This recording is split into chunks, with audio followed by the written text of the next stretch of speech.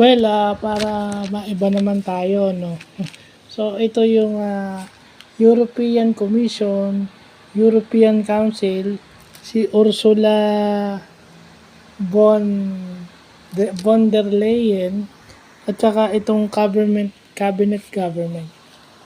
So, ito munang European Commission. Yung European Commission is executive branch ng European Council na pinangungunahan ng isang presidente. Yun na nga si Ursula von der Leyen. Siya yung kauna-unahang European Commission na president na bumisita sa Pilipinas.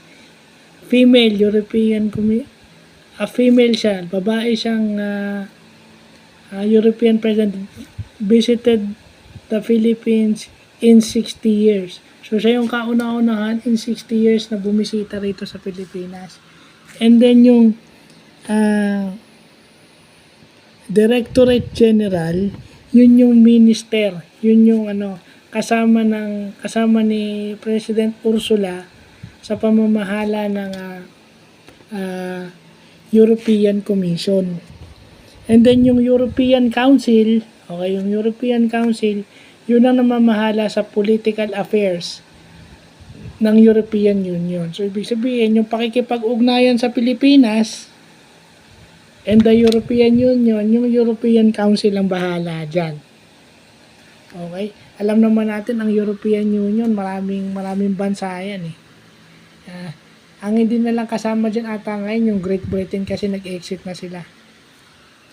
So, yun na, ito namang cabinet government, ito yung binubuo ng mga high-ranking state officials. Kasi dito sa atin, pag sinabi mong cabinet, is sila yung tumutulong sa presidente. Diba? Kung dito sa atin, mga cabinet secretaries.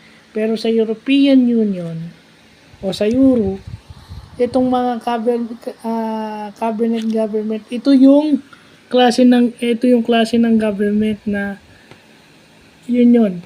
Kung lalagay mo siya in general, siya yung European Commission at saka European Council. Yung European Union at Council is a type or kind of cabinet government. So, meron silang collective responsibility. Kasi dito, tayong mga Pilipino, dahil yun ang nakikita natin, familiar tayo na tinutulungan yung presidente. Isa lang yun sa mga responsibility. Sa Europe, mas mabigat ang responsibilidad nila. No? Hindi lang yung pagtulong sa presidente yung kanilang ginagawa. Sila talaga yung namamahala as a whole. Meron silang sariling pondo, parang government, meron silang collective responsibility para siguruhin na maayos yung European Union na binubuo ng napakaraming bansa. So, yun lang po.